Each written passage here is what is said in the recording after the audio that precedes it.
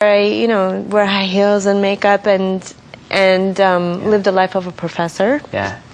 And in Alaska, where I live in nature, basically. There's glaciers, and I live in a rainforest, and I take one step out my door, and it's a huge mountain, and people are connected to nature in a different way, and having that connection to nature connects them to people in a different way, too. Uh-huh. There's no subway, there's no train. We don't have any trains. We don't have, we can't drive out of town. Yeah. So everything looks different, sounds different, tastes different, and people's relationships are much, I wouldn't say they're deeper, but the quality of it is somehow different. Yeah.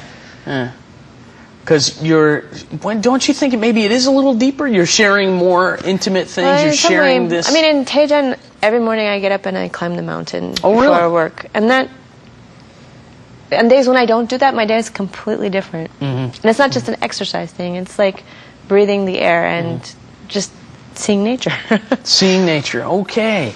And it slows you down. I mean, it connects you to the world in some way. You start thinking of poetry, whereas if you're walking on the pavement with 1,000 other people, then you're busy inside of you. Yeah, you can feel the busyness to you. So, in that case, now that I think we've come to the perfect time for your thank you. Normally on our second episode with a guest, we like to give you the chance to give a thank you to the camera to someone who you really appreciate and someone who has been instrumental in you achieving what you have achieved, and you've achieved quite a lot now. So what about one of those teachers or one of the people who supplied your scholarship or whoever it may be? Go ahead and give a little thank you to them. Oh, I have so many people to thank. I was having a really difficult time when I came back to Korea. In fact, I was sort of pulled back to Korea not against my will, but without me trying to get here on my own. Okay. So there's two people that pulled me back to Korea, and one is Yoon Chung-nam. He was the librarian at Harvard when I was doing my dissertation there, and he's the one who sort of pushed me into the job that I have now. I wouldn't have done it without his strong support, and after I got to Peije University, he's been really my what do you want to say, protector, or making sure that Yoon Chung-nam. Yoon Chung-nam. He's about 70 years old. He was 70? Yeah, he was. Really? He was the head librarian for the Korea section of the Yenching Library at Harvard.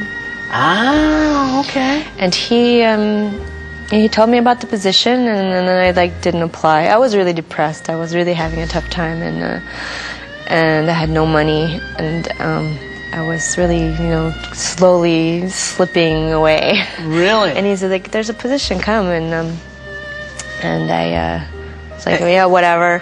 It's like, Taejan, 어디예요? Big rice paddy? Where is that?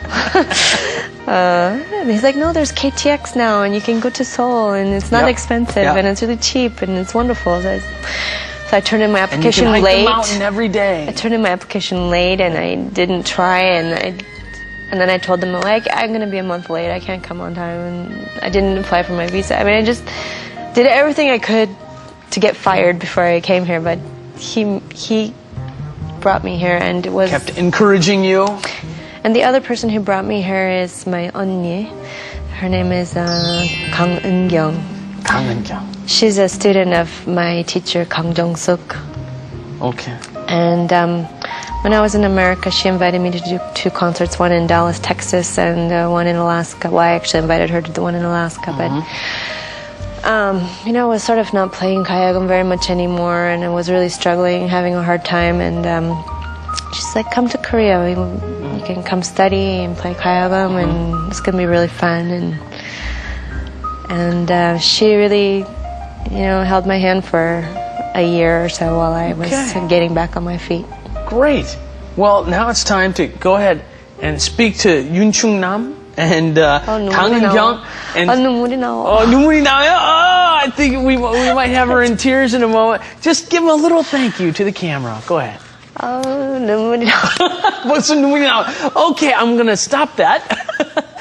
이런 경우에는 저희가 thank you를 좀 포즈 해가지고 나중에 개인적으로 하실 겁니다. She's gonna do it a little bit later in person. You can tell. I don't know if you can see the tears welling up in her eyes, but you must be very appreciative that they finally got you to Korea, and it sounds like you're very happy with your position at Beijing University.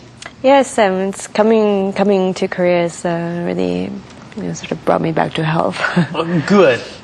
Yeah, I mean, I've had other friends that has happened for as well. It's funny how I think traveling very often and kind of stepping out of getting away from whatever's troubling you and spending a little time outside of whatever that really bothersome thing was and getting into a different place and getting into a different mindset is very healthy for one. So anyway, I want to thank you once again, Jocelyn. I didn't mean to bring you to tears, but I want to thank you once again for being with us here on Star English.